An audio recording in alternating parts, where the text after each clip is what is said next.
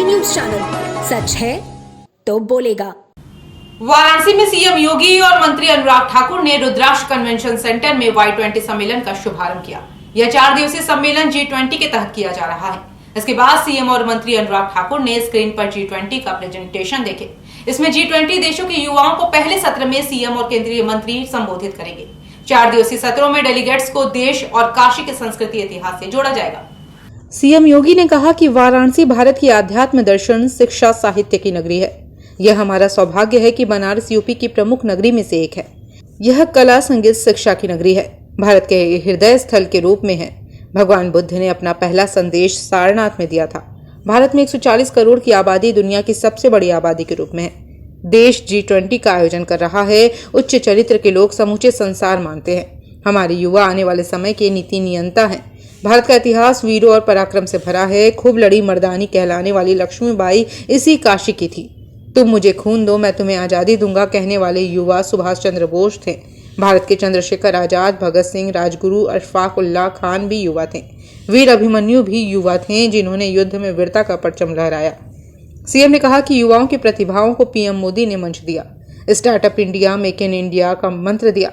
भारत आज G20 की अध्यक्षता कर रहा है, मगर भारत ने पहले भी देश का नेतृत्व किया। आज दुनिया भर के सामने फिर वसुधैव कुटुंबकम का संदेश दोहराया। G20 दुनिया भर के युवाओं की ऊर्जा का सकारात्मक प्रयोग विश्व मानवता के लिए हो। Y20 का समिट अत्यंत फलदायी और दुनिया भर के युवाओं को प्रेरणा देगा। मुझे उस समय को लेकर दुख होता है कि कौन सा ऐसा कालखंड नहीं था जब युवाओं ने अपने प्रतिभा और ऊर्जा को एक नई दिशा न दी हो। प्राचीन काल से भारत को देखिए, जानिए। हम लोग युवा शक्ति की बात करते हैं तो मर्यादा पुरुषोत्तम भगवान श्री राम याद आते हैं। One family, one future, inclusive, ambitious, decisive और action oriented। देखिए, दुनिया की सबसे बड़ी युवा शक्ति भारत में है और राष्ट्र निर्माण में एक बहुत अहम भूमिका निभा रही है। और जब हम भारत को दुनिया की एक बड़ी शक्ति के रूप में देखते हैं तो मैं यही कहूँगा कि आज भारत एक नए रूप में दुनिया ने देखना शुरू किया है। एक उम्मीद भारत से जगी है और डेमोक्रेसी और डाइवर्सिटी, ये त्रिवेणी जो है, इसका लाभ भारत को मिलेगा।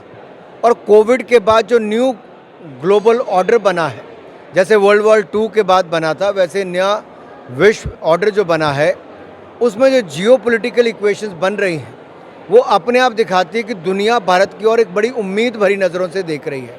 भारत के सामर्थ्य को पहचानती है और भारत के युवाओं के सामर्थ्य को पहचानती है। तो आज ये समय है कि हम दुनिया की उम्मीदों पर खरा उतरें। जो होप, उम्मीद दुनिया को भारत से है, उस पर हम खरा उतरेंगे।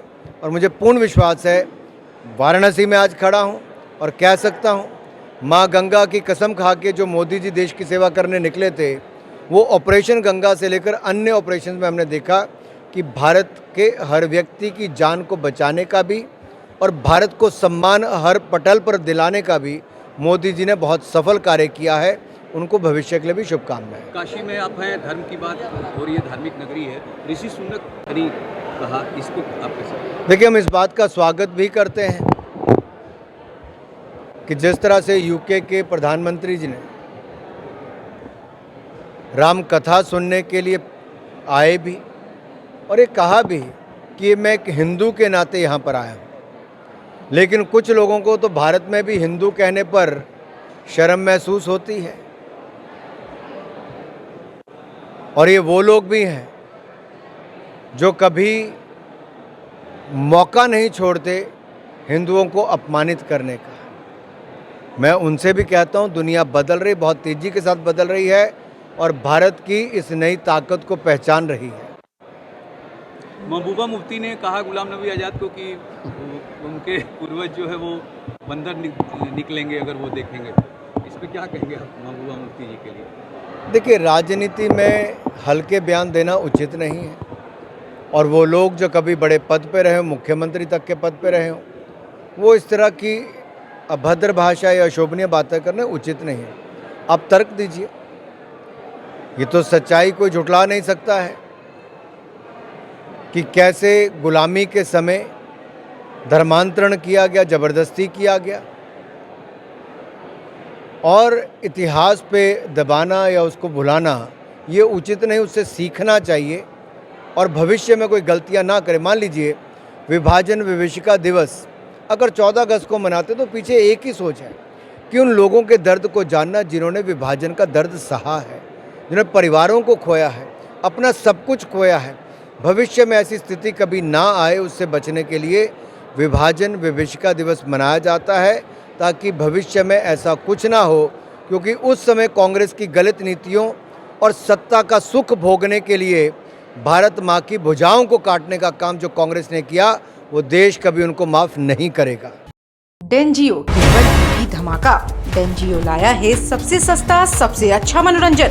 आज ही लगवाएं सबसे सस्ता HD पिक्चर उच्च क्वालिटी की सुविधा के साथ। संपर्क करें 9889026747, 054224548557, 9889199180। 350 रुपए प्लस इंस्टॉलेशन चार्ज अतिरिक्त में डेंजियो का सेट टॉप बॉक्स लगवाएं। आज ही मनोरंजन का भरपूर लाभ उठाएं।